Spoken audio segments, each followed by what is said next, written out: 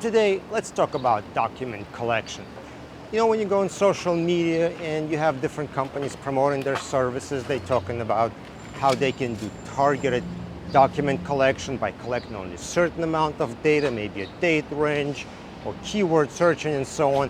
And by doing that, they're going to save you lots and lots of money. And that does sound smart, and it makes companies sound smart because they are trying to save you money in litigation, which expensive as is.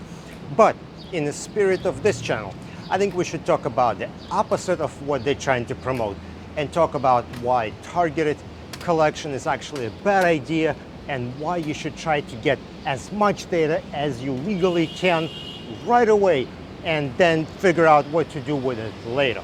Now, one of the things that often happens after the collection, after initial review and poking about, is, of course, change of criteria for collection. How many times it happens that people say, oh, we were going to go after this date range, and now it turned out to be we have to go to a broader date range. We need to get more data from one end or the other end, or we need to change our keywords. And one of the reasons not to do targeted collection by date range and grab as much as possible is because it's going to cost you more to perform collection twice. You might as well go in there once, pay somebody to do it, grab all the data they can, and then figure out the date ranges you want to work with. If you grab the smaller date range, and then you have to hire that consultant or forensic expert and pay them the second time to go in and get data, it's going to cost you more than grabbing more data and storing them.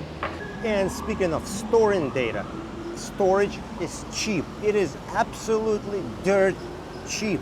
So if you're trying to save money by not storing data, that's not even a thing. You can go to a Best Buy and you can get a hard drive that's going to hold like 16 terabytes or 20 terabytes of data for like nothing. And I mean nothing, like related to the litigation cost, of course, like $1,000 or something. And if you're worried about having hard drive fail or something like that, you can get multiple hard drives. Again, it's going to cost you super cheap to get two 16 terabyte hard drives and store them in like two different drawers of this person and that person. I mean, not the drawers, but proper locked up, secure, restricted access locations. So storage considerations shouldn't be an issue when deciding how much data to grab. Data storage is absolutely cheap. Grab the data, store it. You don't have to process it all. You can just process what you need, but you can hold on and store everything or as much as possible. Sometimes people try to run searches inside Yahoo or Hotmail or other email services and use results as what to export out. But problem with those services is they don't index document in a consistent manner. Whatever you search in one, same data may not search exactly the same in the other service. They may not index attachments the same way.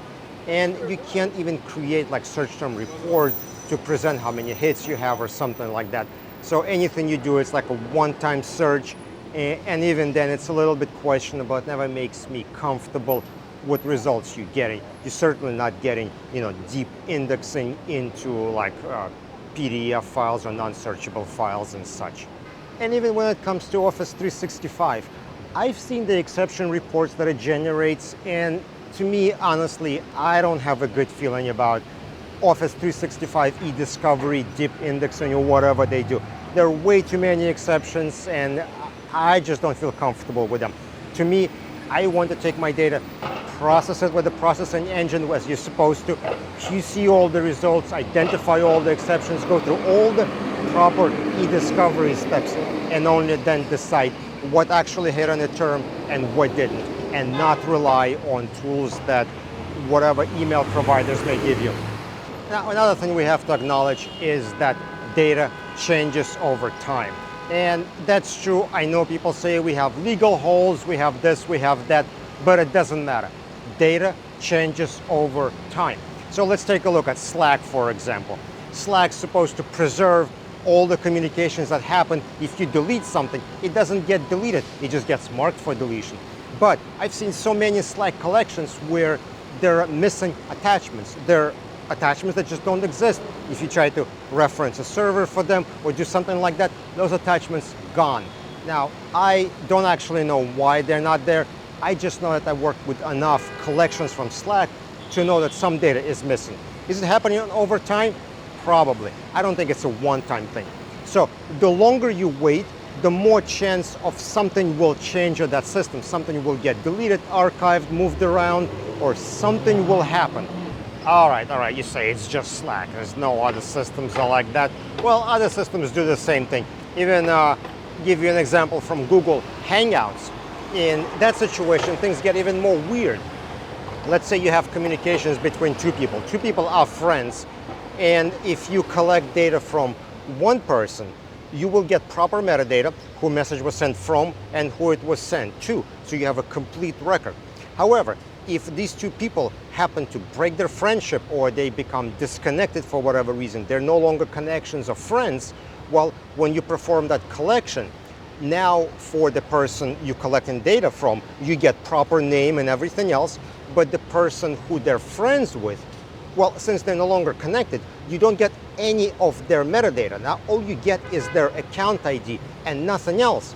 And I'm sure your legal hold doesn't say anywhere that people can not unfriend somebody else because they're in a litigation, right? So if somebody unfriends somebody, it changes what metadata you're getting at that time. So if you collected data first time and you've collected a certain amount of data and you looked at it and you say, now we want more, if somebody unfriends between those times, now you're not getting as complete collection as far as metadata concerned or the to information or participant information as it was before.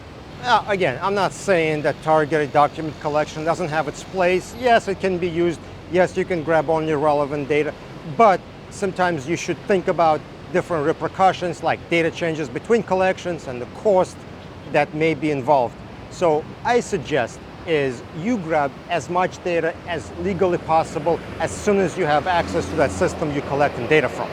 Anyway, agree, disagree with me, put it in the comment section below. Don't forget to follow on LinkedIn, subscribe on YouTube. I'll see you guys later.